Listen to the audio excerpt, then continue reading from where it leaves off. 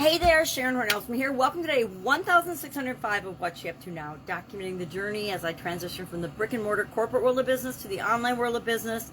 And in 2020 with the pandemic and everything, back and forth again. I got my hands back in businesses that are not online, as well as a lot of different activities and things that are online, and working with thousands of businesses that are both offline, online, and combining the two.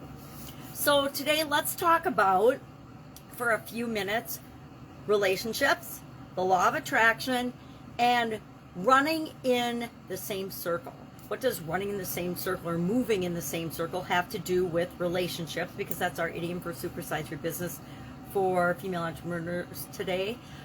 To move in the same circles it means to associate with, to hang out with, to be influenced by, or to influence a particular group of people. And the group of people may be an official group of people, or it may be an unofficial group of people. Maybe it's your friend group, and whether we realize it or not, we are attracting our friend group to us. That's the law of attraction in action.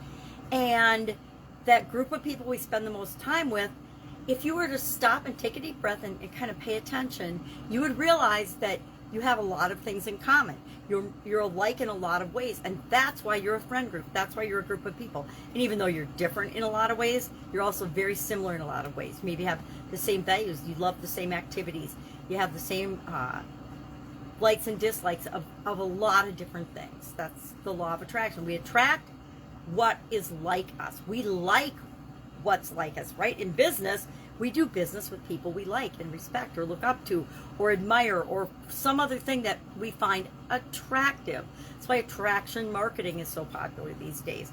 Businesses are out to attract people that they want to serve, attract a particular group of people with their marketing, with their messaging, with their book stories and offers, etc. So to move in the same circles, it's an idiom and an expression, and something I've felt a part of. I think as humans, law of attraction, again, at play, in relationships at play, is we're social beings, and we want to be and congregate with people that we're like. People of similar religions congregate in churches. People with similar thoughts, beliefs, and feelings go to different restaurants, different clubs, belong to different types of clubs, right? If you're interested in reading, you might belong to a book club or a library club. If you're interested in a certain sport, you might belong to an intramural or a amateur if you're not a professional for that sport. Maybe it's hockey, maybe it's tennis, maybe it's basketball, football, whatever sport it might be. There's a whole bunch of sports. I'm obviously not very athletic, and sports aren't my thing personally, but I have a lot of friends that are interested in sports. Or maybe you're just a terrific fan of your area's football, baseball, basketball, hockey, lacrosse, soccer, whatever team. But we tend to move and be attracted to and have relationships with people that we have things in common with. That's why, excuse me, whenever we're looking to build relationships, we look for common ground. When we're communicating, we look for common ground, because here's the deal, the thing I learned a long time ago. If we want to get along with other people, we look for things that we have in common. And as soon as we find something we have in common, all of a sudden we have something to talk about. All of a sudden we like them more than before we knew we had anything in common with them. So we mothers and grandmothers, we all have kids in common, raising children in common. Business owners, we all have running a business in common. And even though all of our businesses and all our experiences and all our situations are different, we still share a lot of common challenges and problems, a lot of common experiences and wins and excitement and growth things. We have lots in common. So to move in the same circle, I think that's a great idiom. I love it.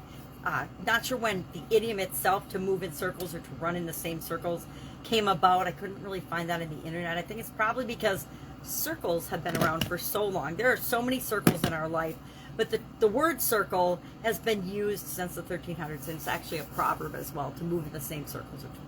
So that was our for Supersize Your Business. Our topic today for the annual challenge, our BU 365-day challenge to do one thing every day that improves us.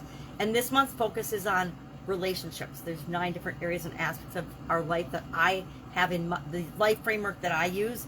And some people don't have a life framework at all and don't set goals and objectives based on the different areas and aspects of their life. But I learned it 7 from Tony Robbins back in the 1980s, I want to think. It might have been the 90s, but it was a long, long time ago. 80s or 90s, either one, it's a long time ago. So the framework I use has now 9. In 2021, I added 2 more categories because I wanted to focus on them as a person. And I'm like, if I'm focusing on it and learning it, I want to share the coaching and the learnings that I'm getting from my coaches in the groups that I influence, right? That's kind of that circle of influence, paying it forward. So relationships are what we're focusing on this month, and our topic today is the law of attraction, relationship and the law of attraction. So I shared the 369 tool or method or strategy or whatever you call it, where we create an affirmation that reinforces what exactly we want, and then we say it 3 times in the morning, 6 times in the afternoon or around lunchtime, and then 9 times before we go to bed. And so I shared that tool. We talked about that tool. We talked about different aspects of the law of attraction. Kept it really simple and surface because I don't think that I even thought about universal laws or the law of attraction until the movie The Secret came out. And then I went down the journey like millions of other people. What the heck is this law of attraction? How can I use it in my life? Does it work? Will it work for me? And of course, I am now a firm believer in the law of attraction and that we create our own lives. We get to decide and choose and create everything we want in our lives, but only if we decide to take that personal responsibility and control with the freedom that we have to create what it is that we want. So whether you believe in the law of attraction or not, it's a universal law and it works in all our lives, whether we believe it or not. Just like the law of gravity, if you live on planet Earth, guess what? We are all subject to gravity, whether we believe it or not. If I jump off a bridge, I'm going to go splat in the water or splat on the ground. Whether I have any knowledge or information about the law of gravity or not. What goes up must come down. Physical laws, natural laws, universal laws.